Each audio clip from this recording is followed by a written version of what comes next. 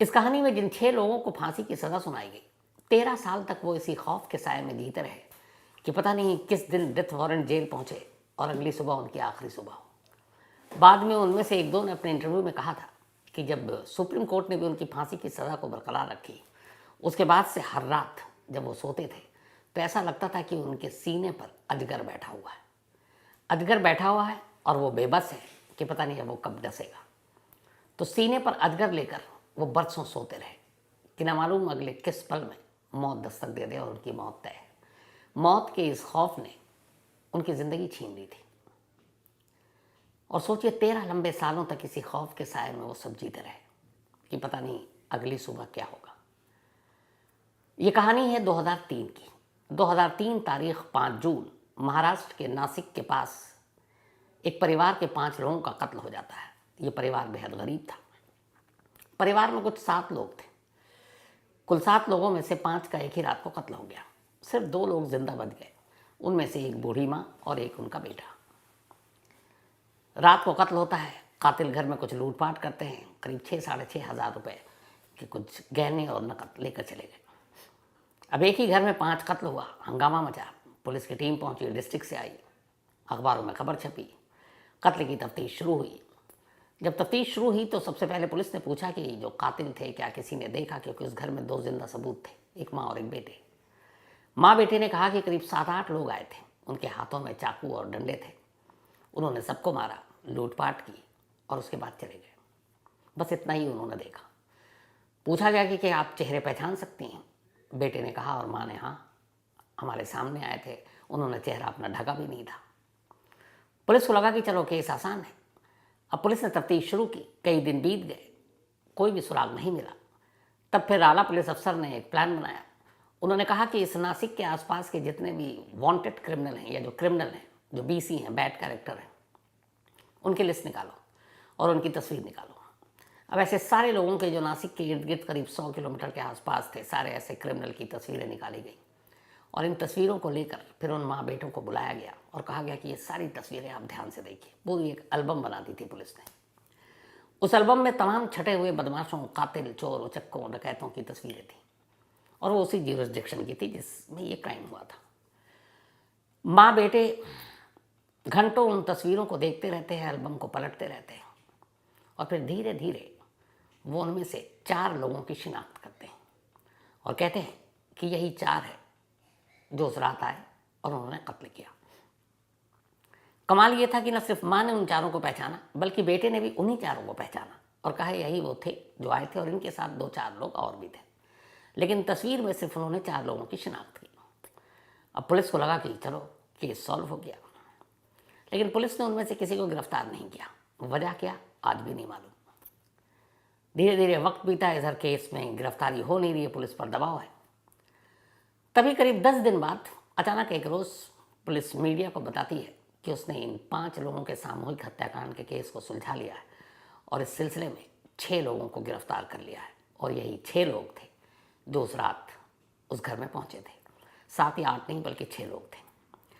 उन 6 के नाम थे अंबादास लक्ष्मण शिंदे, बापू अप्पा शिंदे, अंकुश मारुति शिंदे, राज्य अप्पा शिंदे, राजू महास शिंदे और सुरेश नागू शिंदे। इन सभी की उम्र 17 से 30 साल के दरमियान थी। अब पुलिस ने इन 6 लोगों को कहा कि हमने सुलझा लिया है। इसके बाद पुलिस इन 6 लोगों को उन्हीं माँ बेटे के पास भी गई लेकर और कहा कि उस रात जो आपके घर में कत्ल हुए 5-5, इनमें से पहचानिए। ये 6 हैं जो उस रात आए थे। हैरानी ये थी कि माँ और बेटे ने उन 6 के 6 लोगों को पहचान लिया और कहा कि हाँ यही 6 थे। अब चश्मदीद 2 ही थे जिंदा उस घर में जिनके सामने 5 कत्ल हुआ और उन 2 लोगों ने शिनाख्त की जिन 6 लोगों को पुलिस पकड़ कर लाई थी और फिर उन्होंने कहा यही थे। पुलिस का काम आसान हो गया, उन्हें उठाकर जेल में भेज दिया और अब चार्जशीट तैयार हो रही है।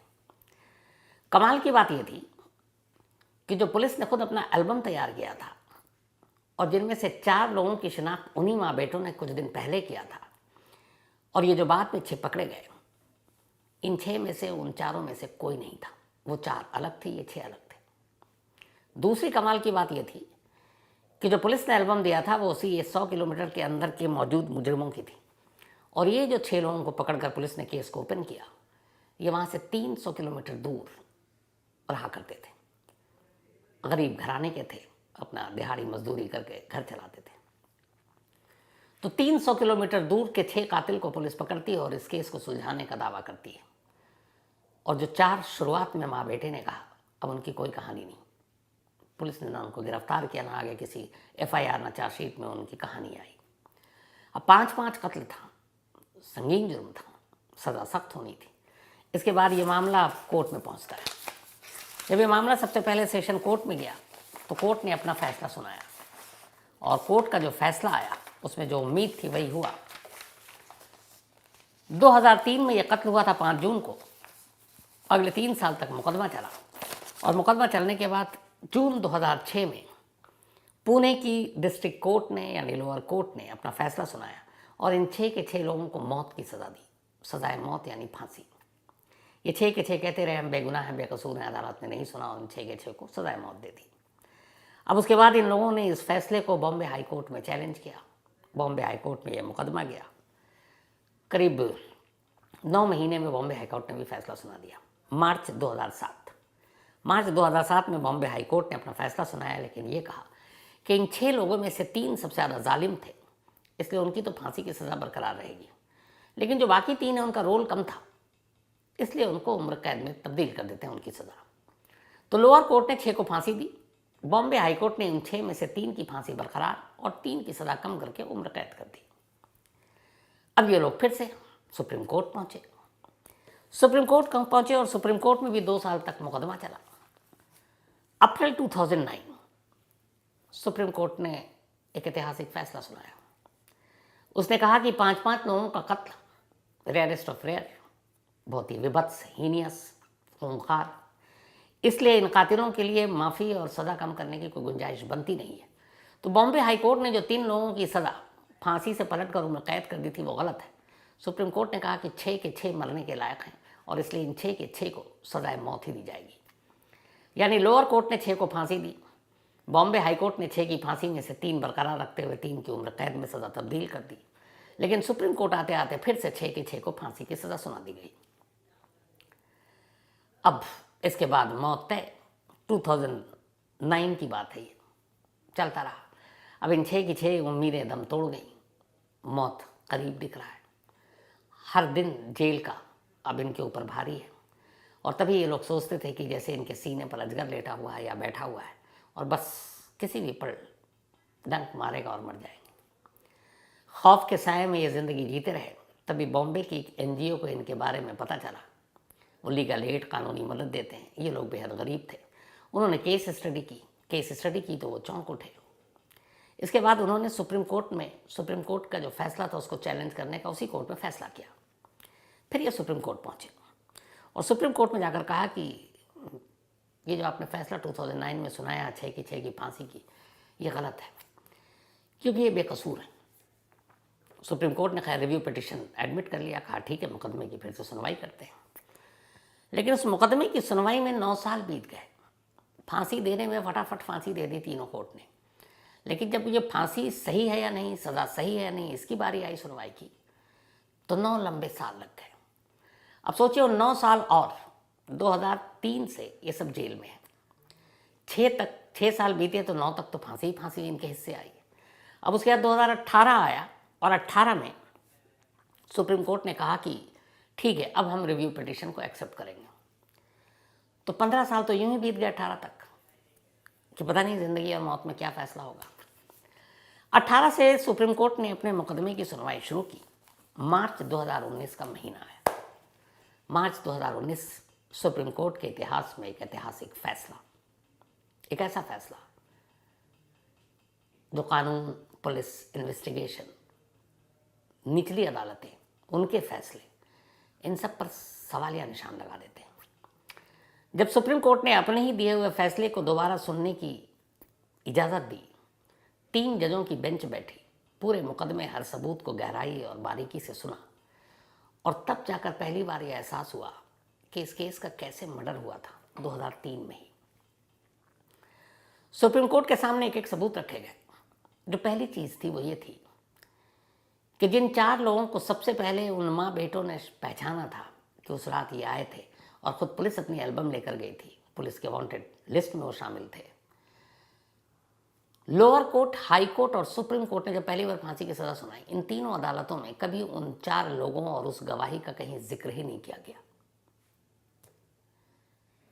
जिस पहले विटनेस, जो आई विटनेस है, जिनको बताया। अब ये सोचिए कि एक केस है और उसमें 2 ही गवाह हैं और कोई गवाह नहीं, और वो दोनों गवाह गवाही दे रहे हैं, 4 लोगों को पहचान रहे हैं, और वो पूरे केस के ट्रायल में नदारत है। वो 4 तस्वीरें, वो 4 क्रिमिनल, न पुलिस ने कभी गिरफ्तार किया, न कभी कोर्ट में पेश किया, न चार्जशीट में उनका नाम मेंशन किया, और घर वालों को कुछ और समझाया। सुप्रीम कोर्ट को ये बात बहुत अटपटी लगी। फिर सुप्रीम कोर्ट ने कहा कि अच्छा, ये 6 लोग कब्र डाल पर आए।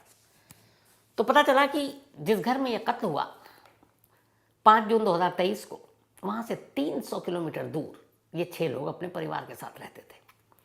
जब उनकी हिस्ट्री निकाली गई तो पता चला कि वो जिस जगह पर रहते थे वहाँ पैसे और इनकी मजदूरी और दिहाड़ी इतनी कम थी कि तो बाहर जाने का सोच भी नहीं सकते थे, क्योंकि जिस दिन बाहर जाएंगे पता नहीं घर में चूल्हा जलेगा कि नहीं जलेगा। तो ये कभी अपने उस इलाके से निकले ही नहीं बाहर।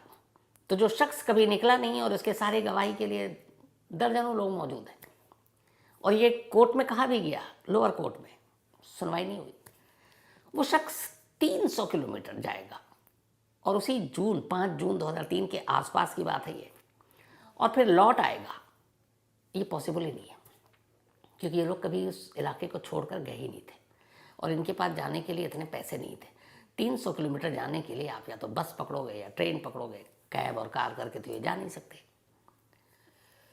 तो अदालत को ये लगा कि जब कत्ल हुआ सब ये गांव में थे।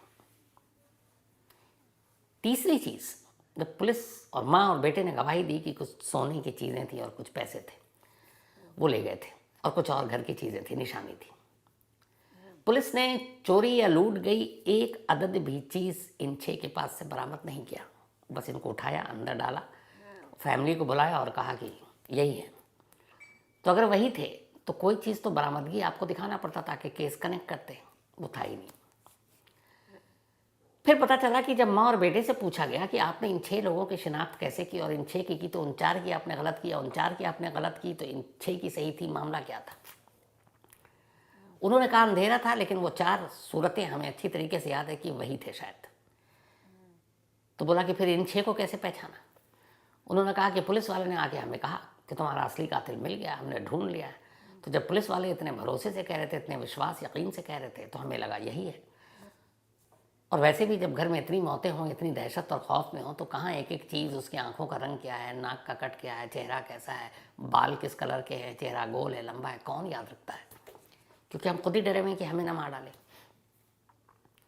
तो जब माँ बाप का ये, बल्कि माँ और बेटे का ये बयान आया कि जब पुलिस ने कहा कि यही है, तो हमने भरोसा कर लिया, बट हमने उनका चेहरा नहीं देखा। जब एक एक कर ये सारी चीज़ें 2018 से 19 तक सुप्रीम कोर्ट के सामने रखी गई, फिर उन पुलिस वालों को बुलाया गया, अब उनको ग्रिल किया गया। पता चला उन्होंने सिर्फ सुलझाने के लिए केस सुलझा दिया, लेकिन उसके बावजूद ये राज रहा कि जिस एल्बम में आपने 4 लोगों की तस्वीरें दिखाकर उनसे शिनाख्त करवा ली, उनको पकड़ने में क्या प्रॉब्लम थी? क्यों नहीं पकड़ा? कभी नहीं पकड़ा। तो जब ये सारी चीज़ें आई तो सुप्रीम कोर्ट ने कहा कि अदालत से बहुत बड़ी गलती हुई है।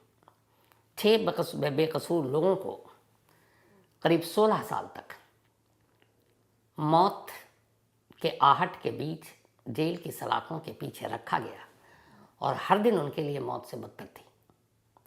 इनके साथ नाइंसाफ़ी हुई, जुल्म, और ये सब कुछ पुलिस की वजह से हुआ।